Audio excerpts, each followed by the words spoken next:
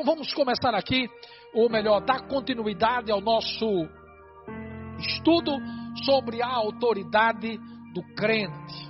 É a terceira reunião. Hoje nós iremos postar no canal da Insegec Condado a palestra da semana passada, só em áudio, ok? Só em áudio. E vamos postar também a de hoje. Então você vai acompanhando as 3 palestras. Mas na primeira palestra, na introdução, nosso irmão Henrique, ele, com muita autoridade, com muita propriedade, ele ensinou que, há 15 dias atrás, que é importante cada crente saber a sua autoridade em Jesus Cristo. Entender que a nossa autoridade reside na pessoa de Jesus Cristo em nós, mas precisamos fazer uso dessa autoridade.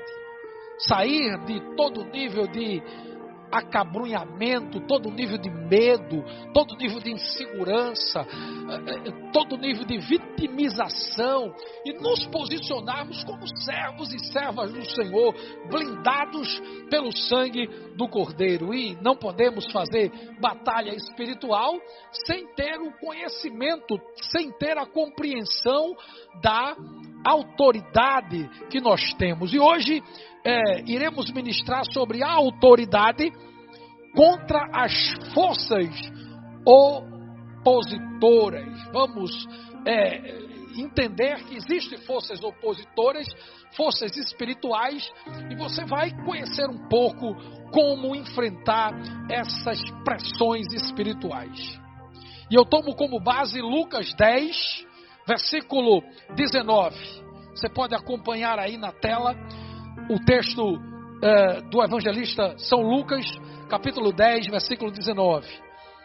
Eis aí, vos dei autoridade para pisardes serpentes e escorpiões, e sobre todo o poder do inimigo, e nada absolutamente vos causará dano. Perceba no que está escrito aqui: eu vos dei. Quem está dando essa autoridade é Jesus. Então, a nossa autoridade reside na presença de Jesus em nossas vidas. E Ele delegou essa autoridade àqueles que nasceram de novo. E uma vez portador dessa autoridade, você pode pisar serpentes e escorpiões. É uma linguagem aqui figurada para mostrar que todos os poderes de resistência das trevas que se levantem contra você, absolutamente nada vos causará dano. E você precisa compreender isso, que essa autoridade o Senhor Jesus delegou a você, a sua igreja. Então, serpentes e escorpiões aqui representam espíritos malignos e toda sorte do exército do mal. E Jesus Cristo estava dizendo: eu já venci todos os principados e potestades e delego para vocês esta autoridade que repousa em minha vida. E a vida de Jesus em nós faz com que tenhamos o exercício desta autoridade. Eu não gostaria de começar esse estudo falando a respeito do tinhoso. Tinhoso é o diabo, é Satanás, é Lúcifer. Mas uma das coisas que o diabo ele faz com que as pessoas se envolvam é na falácia, no engano de que ele não existe. Ora, se a pessoa descredita, não acredita que as forças do mal existem, vai facilitar a sua área de ação. Então, uma das estratégias do adversário é colocar na cabeça das pessoas que ele não existe, que isso é fruto de conceitos de pregadores. E isso é uma estratégia que tem dado certo, porque muitos estão aí fora não acreditando na existência do mal. Isso aí faz com que o mal penetre com toda a desenvoltura, sem nenhum tipo de resistência. O diabo, ele age, ele destrói, ele veio debaixo de um tripé, matar, roubar e destruir. E essa expressão diabo, na origem grega, quer dizer diabolos, que significa caluniador, aquele que divide, aquele que tenta. A expressão no hebraico Satanás significa adversário. Quando você lê o livro do Apocalipse, capítulo 12, versículo 4, diz que quando Satanás foi expulso, Lúcifer foi expulso do céu, ele arrastou um terço de anjos naquela grande rebelião que houve ali no céu, conduzida por Lúcifer. Então, há um texto em Isaías e um texto em Ezequiel que eu quero compartilhar com você aqui. Isaías 14, 12 ao versículo 14. Preste atenção. Rei da Babilônia, brilhante estrela da manhã, você caiu do céu. Você que dominava as nações foi derrubado no chão. Antigamente você pensava assim: subirei até o céu e me sentarei no meu trono, acima das estrelas de Deus. Reinarei lá longe, no norte, no monte onde os deuses se reúnem. Subirei acima das nuvens, mais alto, e serei como Deus Altíssimo. Versículo 15. Contudo, serás precipitado para o reino dos mortos, no mais profundo abismo. Veja, queridos, aqui, esse contexto, na palavra, no texto de Isaías, ele está falando não da Babilônia, mas da figura de Satanás. Sua cauda, lá em Apocalipse 12, 4, diz que arrastou um terço das estrelas do céu, lançando-as na terra. Diz o texto de Apocalipse 12, 4, o dragão colocou-se diante da mulher que estava para dar à luz, para devorar o seu filho no momento que ele nascesse. Então veja, o diabo ele é especialista em rebelião. A primeira rebelião da história foi conduzida por ele. Aonde? No céu. Então toda rebelião que você vê, todo espírito de motim, tem aí por trás o diabo. Porque ele é especialista nisso. Vejamos o texto agora de Ezequiel. Também falando da figura de Satanás.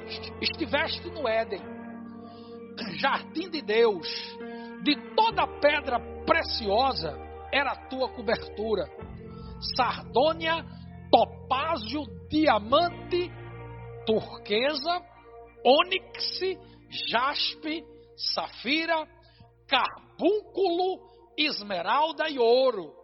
Em ti se faziam os teus tambores e os teus pífaros.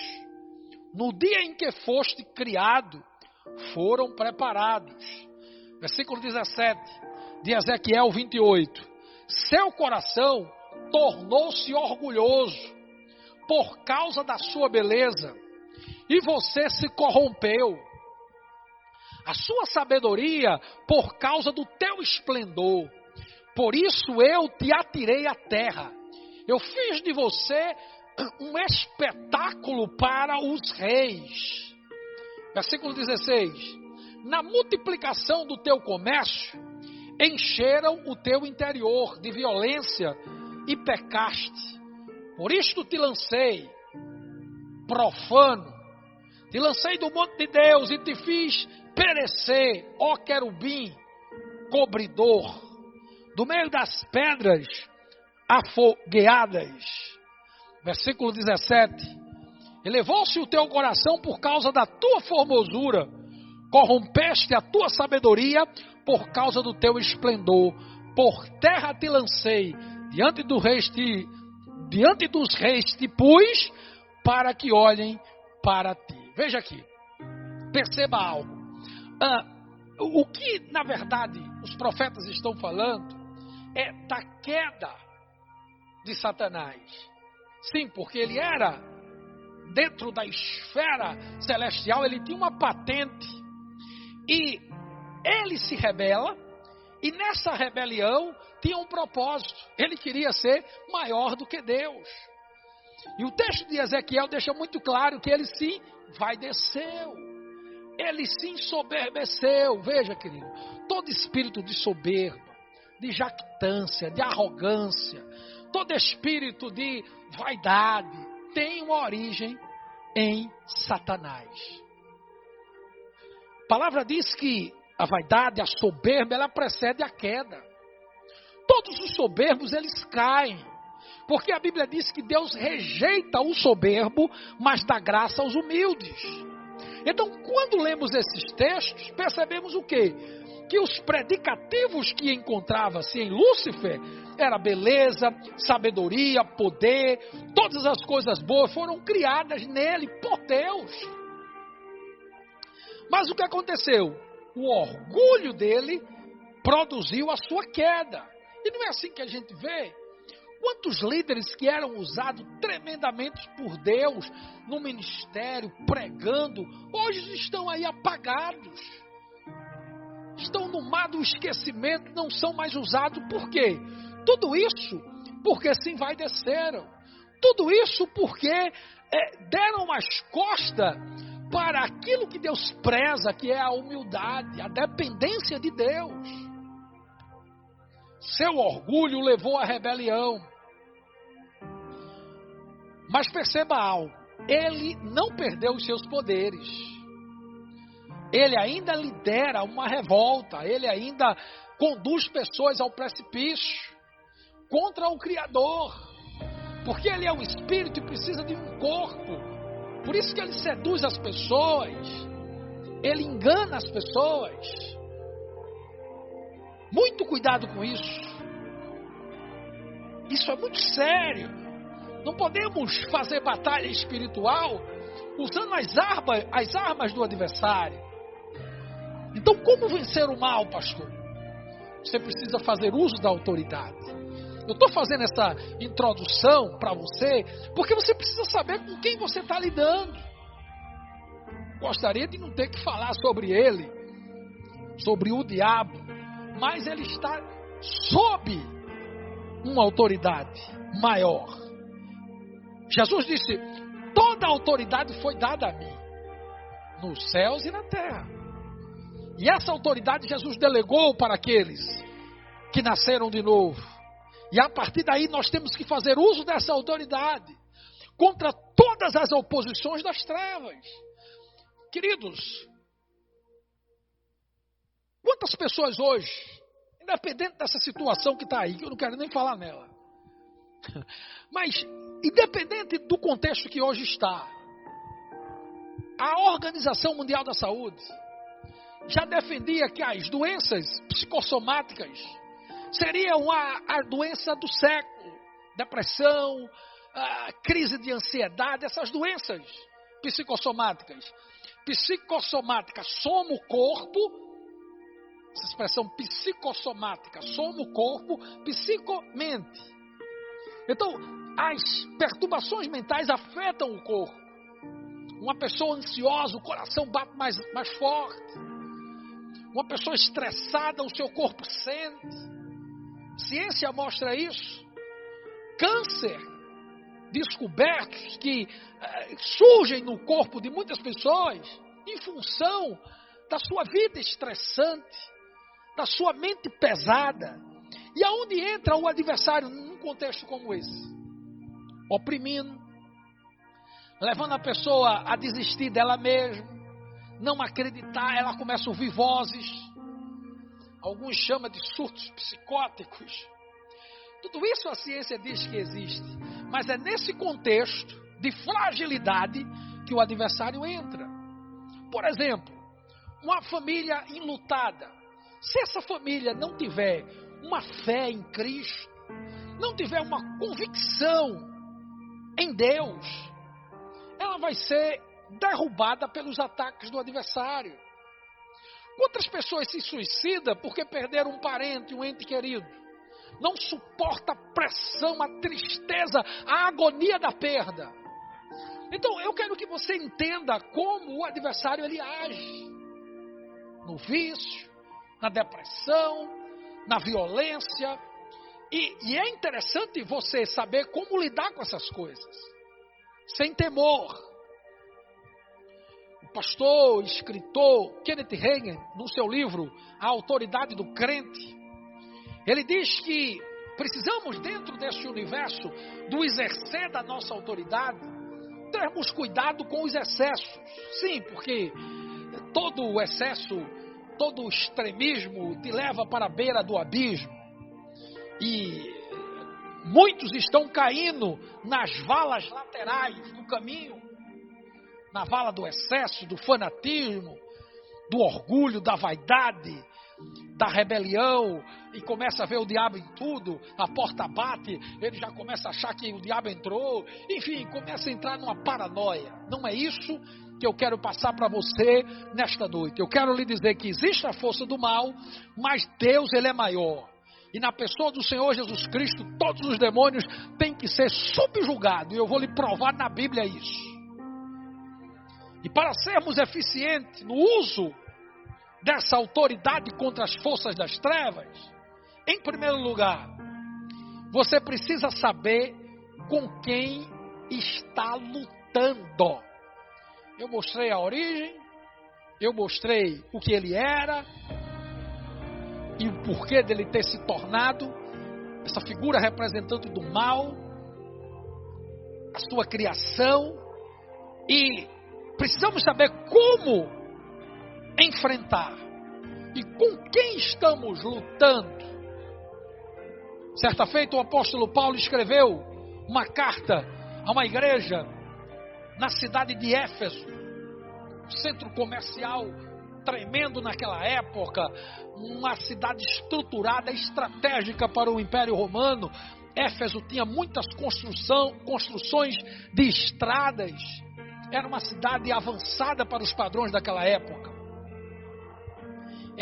Éfeso hoje seria a Turquia, e ali surgiu uma igreja. O conceito e o contexto da cidade de Éfeso naquela época, existia muita feitiçaria, muita bruxaria, e o apóstolo Paulo enfrentou muitas oposições naquela cidade,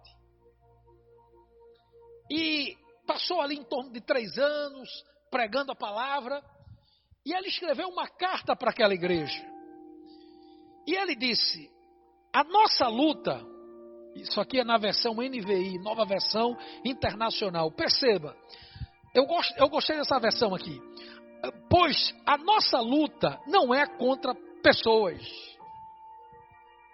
mas contra os poderes e autoridades, contra os dominadores desse mundo de trevas, contra as forças espirituais nas regiões celestes.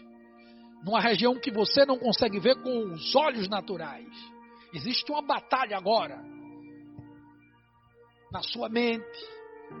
Você está debaixo de tristeza, você está aí numa situação que você não pode sair, perdeu o emprego, não sabe como enfrentar as coisas. Talvez que você que me escuta hoje esteja passando algo de guerra e de conflito. E o texto diz: a luta não é contra pessoas. E aí é onde muitos perdem a batalha, sabe por quê? Porque começam a levar as coisas para o campo pessoal. Isso aqui é muito importante. Eu não luto contra pessoas que falam mal de mim, que falam mal da minha líder. Eu não luto contra aqueles que estão na internet falando mal da Igreja Nacional. Eu não luto contra pessoas, querido. Você não luta contra pessoas. Nós lutamos contra principados. É verdade que o diabo precisa de um corpo para agir, mas também ele ataca a mente, porque ele é um espírito. E quando você canaliza as coisas e traz as coisas para o campo pessoal, é tudo o que o adversário quer, porque você muda o foco. A pessoa está lhe atacando, mas ela está sendo usada. Ela está mentindo ao seu respeito.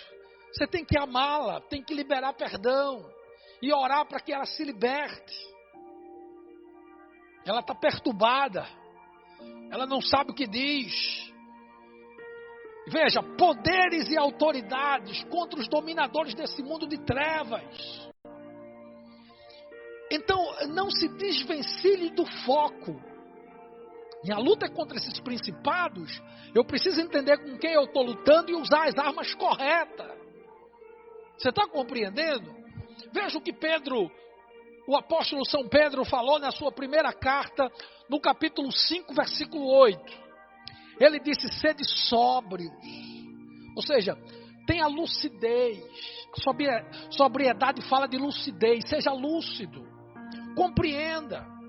Seja sóbrio e vigilante.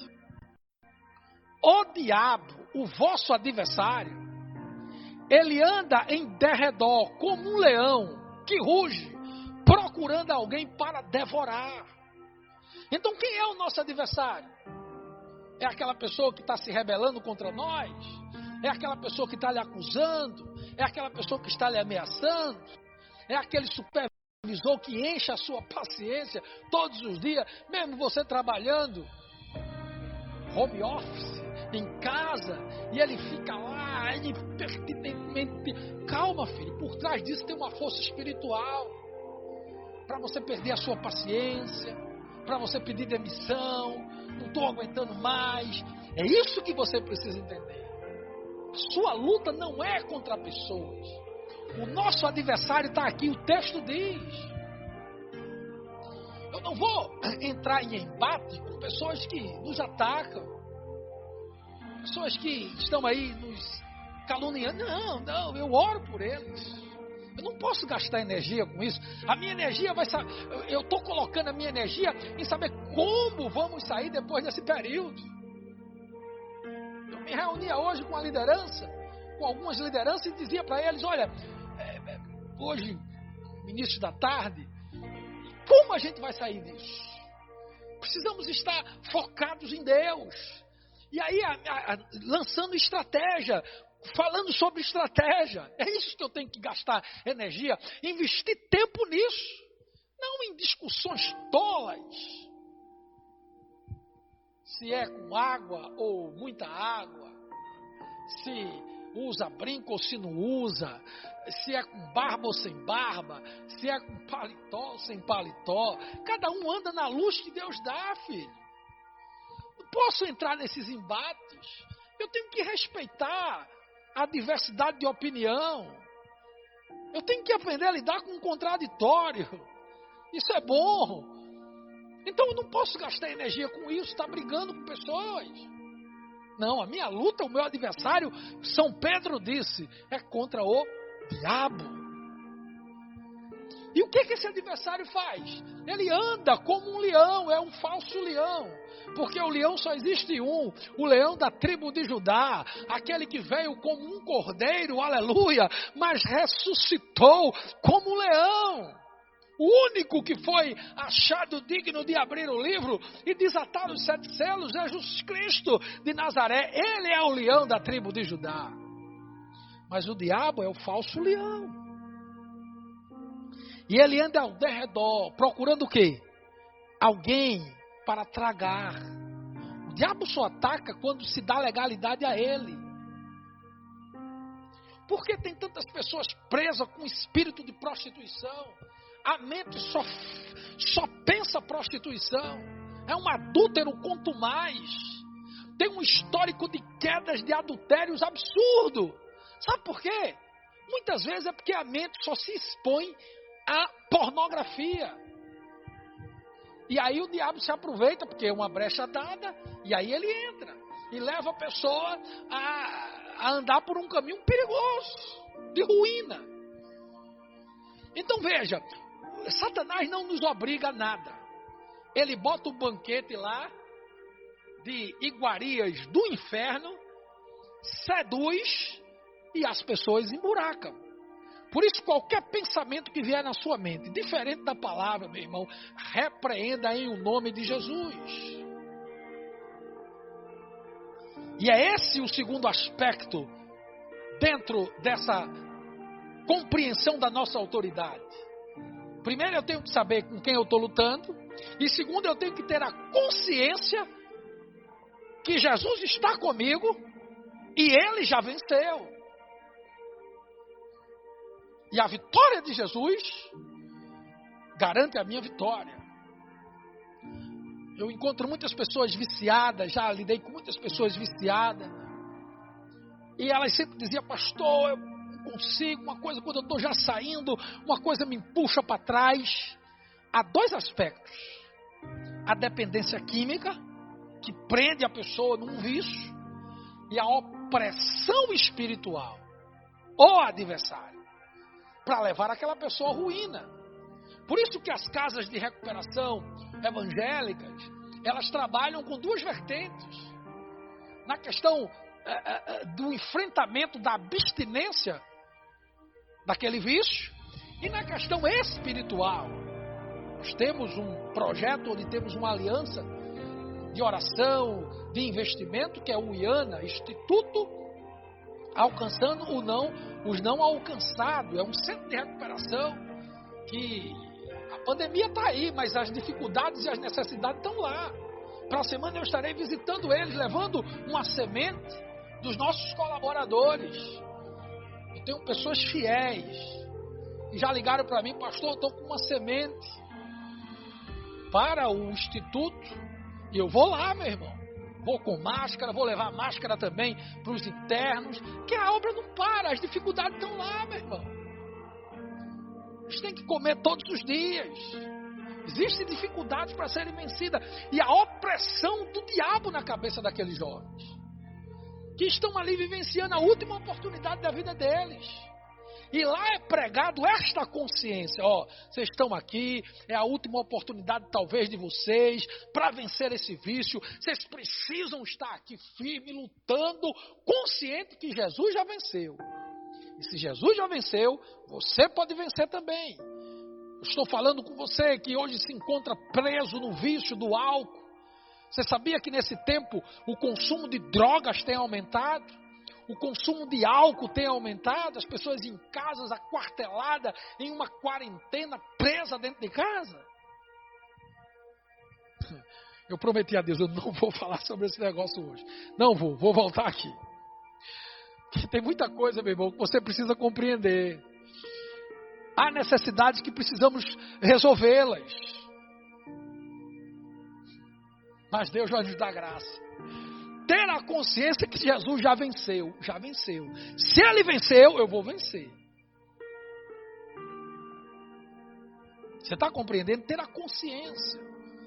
Consciência é uma das áreas do espírito que lhe indica o certo e o errado. Consciência tem essa capacidade. Todos nós somos dotados da consciência. Espírito, uma das áreas do espírito é a consciência. Sábado, a apóstola vai falar sobre a alma, sobre a mente. Se você pegar o estudo de sábado pela manhã, você vai entender isso. Falou um pouco sobre o espírito, a composição, o que é que fala o espírito do homem. E uma das áreas do espírito é a consciência. Então você precisa ter consciência que Jesus já venceu. Isso é muito importante, porque a nossa autoridade reside nele. Veja o que Paulo falou, o apóstolo São Paulo falou para uma igreja na cidade de Colossos. Quem nascia em Colossos eram chamados colossenses. Quem nasce na cidade de Recife é recifense. Quem nasce da cidade de Condado é condadense. Então, Paulo estava escrevendo para uma igreja numa cidade chamada Colossos. Por isso que é epístola, que significa carta, de Paulo aos Colossenses. Então, o que Paulo estava ensinando no capítulo 2 dessa carta? No versículo 15. E despojando os principados e potestades, publicamente os expôs ao desprezo, triunfando deles na cruz. Pode deixar essa lâmina aí. O que significa despojar? É desarmar. Jesus, quando foi à obra do Calvário, eu fico imaginando que o reino das trevas achavam que tinham destruído Jesus naquela cruz. Acabamos com o Messias. Ele foi derrotado. Sim, porque os gregos passavam por ali e viam rei dos judeus. A cosmovisão grega era o quê? Um rei com uma coroa, não de espinho, mas de ouro. Nas mãos um cetro, não cravos. A cosmovisão da realeza para um grego era um rei no trono, não numa cruz. Por isso que Paulo disse, é loucura para os gregos. Os gregos viam aquilo e não entendiam. Para os judeus, Paulo disse, é um escândalo. Como este é o nosso rei? terminando de maneira patética, crucificado numa cruz, porque eles achavam que ali terminava, que as trevas haviam vencido Jesus Cristo. Mas o texto diz, ele despojou, ele desarmou os principados e potestades, e os expôs publicamente ao desprezo, triunfando sobre ele na cruz. Então, a obra do Calvário foi isso que Paulo estava dizendo. Ele desarmou os principados e potestades. E essa segunda parte do versículo, expôs publicamente ao desprezo. Sabe o que quer dizer isso? Aqui uma figura de linguagem, a cosmovisão aqui de Paulo era de um general que após conquistar, isso era muito comum nas conquistas militares, o general pegava a tropa conquistada e desfilava em praça pública, mostrando o triunfo daquela guerra, os escravos, os aprisionados. Então, foi isso que Paulo quis dizer. Ele desarmou o adversário e o expôs ao desprezo, porque a cruz não foi o fim. Ao terceiro dia Jesus ressuscitou, ele está vivo e ele voltará. É a base da fé cristã, o triunfo de Jesus sobre a morte e contra todo o poder das trevas. Se a igreja estivesse aqui no salão, os discípulos, membros estivessem aqui no salão, eu pediria uma salva de palmas, um brado de vitória, um grito de júbilo, mas você em casa pode assim fazer, porque isso aqui é algo para nós nos alegrarmos. Jesus desarmou os principados e potestades e triunfou sobre eles, desprezando-os naquela cruz, no triunfo redentivo da obra do Calvário. O versículo 18 e 19 do Evangelho de Mateus, capítulo 28. Jesus estava ali preconizando a grande comissão e ele disse: toda a autoridade me foi dada. Então quem tem autoridade delega a autoridade.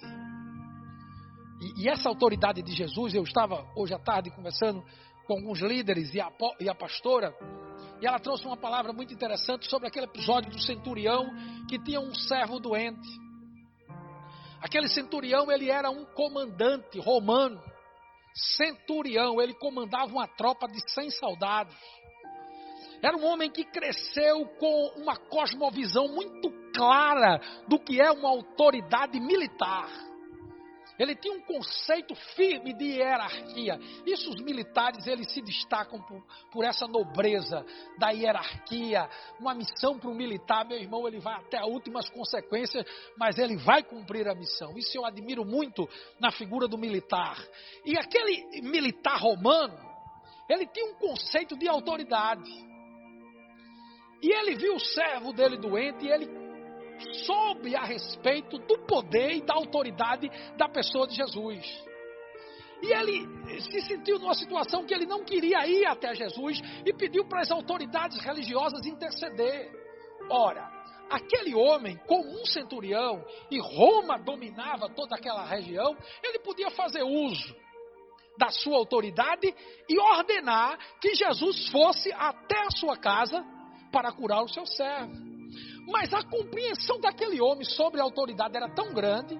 E uma outra vertente, ele tinha consciência da autoridade de Jesus. Duas coisas interessantes. Ele tinha conceito de autoridade. E ele sabia da autoridade que Jesus tinha, que era maior do que a dele. Mesmo sendo um cidadão, mesmo sendo um comandante romano.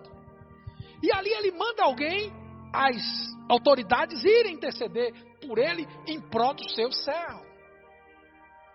E quando ele entabula uma conversa com Jesus, ele diz: olha, eu também sou um homem que estou debaixo de autoridade. E eu tenho autoridade sobre outros.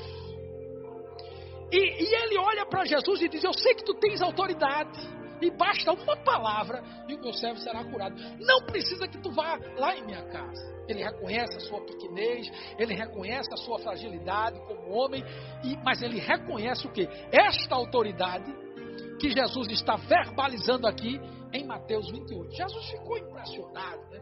Com tamanha fé, com tamanha tenacidade de posicionamento. Então, quando Jesus está aqui falando para os seus, ele estava falando sobre uma autoridade que um centurião romano já havia reconhecido. Então Jesus disse: toda autoridade me foi dada nos céus e na terra. Eu venci a morte, eu ressuscitei. Então veja, eu preciso entender que nessa batalha eu faço uso de uma autoridade que Jesus delegou para mim. A minha autoridade consiste em Jesus na minha vida. Não tem nada a ver comigo. Tem a ver com Ele. Então, eu tenho uma autoridade e compartilho com a minha igreja. Foi isso que Jesus quis dizer. As oposições, as resistências malignas cairão ou já caíram por terra. Você precisa se posicionar.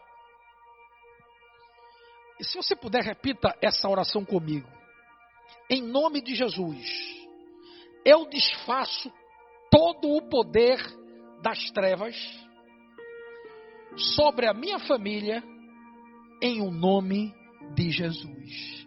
Esta é uma oração onde você fez, incorporando a autoridade do nome de Jesus e liberando uma libertação sobre a sua família. Isso é posicionamento. Posicionamento. Muitos estão hoje levando chicotadas do adversário e caindo em suas teias e estão presos. Presos na razão, na religião, na filosofia, no questionamento, na rebelião, na lógica, na incredulidade, na falácia, no engano. Por conta dessa prisão da sua mente. Então veja, a gente aprendeu hoje dois aspectos interessantes nessa aula, neste seminário. Primeiro, você tem que entender e saber com quem você está lutando. Não. Pare de olhar as pessoas. Não tem nada a ver com aquele chefe, aquele vizinho que está lhe perseguindo, aquele camarada que está fofocando. Não, tem um diabo por trás ali. Aquele cara que lhe deu um tranca no trânsito para você ficar brabo, perder a sua B. Tem o bicho por aí. O tacanho, o tinhoso, o chifrudo, o capiroto. Ele tem vários nomes, viu, irmão? Mas é a mesma coisa. É a mesma coisa. No grego você aprendeu que é diabo, diabolos. Aquele que prende, que oprime. E no hebraico, Satanás, adversário. E uma outra coisa que nós aprendemos é que você tem que entender que Jesus Cristo já venceu. Ter a consciência que Jesus já venceu. E por Jesus ter vencido, você é vencedor? Não. Você é mais que vencedor. Aleluia. Então guarde no seu coração esses dois ensinos. Na próxima quarta-feira, eu vou encerrar o seminário, porque algumas pessoas querem que eu ministre sobre os 4 cavaleiros do Apocalipse. E de hoje a 15 eu vou começar a ministrar sobre a revelação dos 4 cavaleiros do Apocalipse. Eu não vou analisar todos os 7 selos. Eu vou analisar só os 4 primeiros selos de um livro, onde João viu o Senhor sentado ali no trono com esse livro, e ninguém foi achado digno de abrir o livro e desatar os selos. E um dos anciãos disse para João, foi achado digno. Jesus, falava-se de Jesus. E quando Jesus começou a abrir desatar os selos, os 4 primeiros selos fala da vinda de 4 cavaleiros, os chamados cavaleiros do Apocalipse. E eu vou ministrar de hoje a 15 sobre os 4 cavaleiros. Cada quarta-feira eu ministro sobre um. Mas, quarta-feira que vem, eu vou analisar esses 2 pontos. A fé no exercício da autoridade e como ser exitoso na guerra contra o diabo. Então, eu vou ministrar para você esses 2 pontos quarta-feira. E de hoje a 15, iremos estudar, não o livro do Apocalipse. Eu vou analisar as correntes teológicas, pelo menos 4 principais correntes teológicas do livro do Apocalipse, apresentar para você e trazer a figura dos 4 cavaleiros, cada quarta um cavaleiro do Apocalipse. Você vai se surpreender, né? Estamos vendo aí doenças, pandemias, vespa gigante, tudo isso aí são sinais. E você vai se surpreender o que traz cada cavaleiro desse. Alguns acreditam que esses cavaleiros ainda virão, outros defendem que esses cavaleiros já estão atuando. Alguns creem que é literal, é um cavaleiro daquele jeito, cavalo amarelo, branco, preto, enfim, daquele jeitinho. Outros creem que é uma figura espiritual já agindo. E aí são teses teológicas, são vertentes teológicas. Eu não vou trazer nenhum debate teológico sobre a visão. Eu vou apresentar o que cada visão defende. Você fica aí com a compreensão que o Espírito lhe revelar. Amém? Então, tudo que você está vendo aí são sinais. Sinais. Porém, o que está para vir, meu filho, não é para se comparar. Então, fica com Deus. Eu quero deixar aqui a conta da igreja, se você quiser fazer uma semeadura. Se o Espírito tocar no seu coração, sabe, irmão? Eu não faço apelos dramáticos, financeiros, porque eu sei que a obra não é minha. E o dono da obra é ele que mantém. Então eu sou muito honesto com você e comigo mesmo e com a minha consciência. Eu não discordo daqueles pregadores que pregam 1 hora e depois pedem oferta. Então cada um anda na luz que Deus dá, né? Eu gosto de fazer assim, vamos cantar um louvor enquanto o povo traz a oferta. E até hoje Deus tem mantido este ministério, né? Estava orando essa semana e Deus trazia um descanso no meu coração quanto à manutenção da obra dele. Então o dono da obra é que mantém a obra. Eu só faço orar. Amanhã vou estar indo para o monte, tirar 6 horas de oração, volto para casa, marchando, dando glória. Sexta-feira, volto de novo para o monte, para 12 horas de oração. E aí os céus se abrem, filho. É assim que eu faço. Eu oro e Deus derrama a bênção. Então, conta tudo que está aí, eu só faço orar. Me agarro com a bandeira do Brasil, choro com ela. Me agarro com a bandeira de Pernambuco, choro por ela. Intercedo pela sua vida. Faço a oração de Jabes, os 4 pilares da oração de Jabes. Marcho 1 hora, fico caminhando no monte 1 hora. Depois me sento para ler a palavra, para ouvir Deus. É assim que é a minha agenda de 6 horas, de 12 horas de oração. Sexta-feira eu vou estar com um reforço abençoado comigo. Então, marchando, dando glória, meu filho, viu? Fica com Deus. Deus está contigo. Eu te amo em Jesus, na pessoa do Senhor Jesus Cristo. Estou com muita saudade dos irmãos. Isso tem trazido um profundo conflito no meu interior. Mas, por outro lado, Deus tem dito: filho, tem paciência, que tudo isso vai passar. E tem uma pesquisa que saiu hoje, viu? Perguntaram, no final da pandemia, qual é o lugar que você quer ir? Shopping, praia, e deram uma lista lá de algumas coisas. Sabe qual foi o lugar que o povo vai querer ir? Depois de liberar esse processo todo? Para os templos. Então, meu irmão, esse lugar aqui vai ficar pequeno para a primeira celebração que nós teremos pós-fase de pandemia, de quarentena. Pós-quarentena, meu irmão, os templos ficarão pequenos. Temos que colocar telões lá fora, porque você não sabe, mas muitas pessoas têm se convertido. Quantas pessoas que ouviram essa palavra agora já se decidiram para Jesus? Quantas pessoas têm mandado zap, têm mandado mensagem, pastor, eu quero voltar, pastor, eu quero aceitar.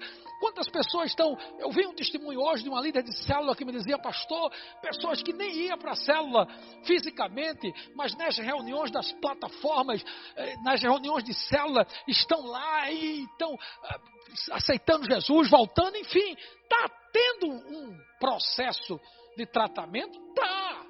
Mas que o espírito não está preso, e nem os céus estão fechados, os céus estão abertos, e quem está dando lugar, meu filho, está sendo usado, então, é nesse contexto que a gente está aqui, marchando e dando glória, porque a ordem é para marchar e não para recuar. Receba a bênção sacerdotal, que o Senhor nos abençoe e nos guarde. E Yahvé faça resplandecer o seu rosto sobre nós e tenha misericórdia de nós. Sobre nós o Senhor levante o seu rosto e nos dê shalom. Fica com Deus e vai marchando e dando glória.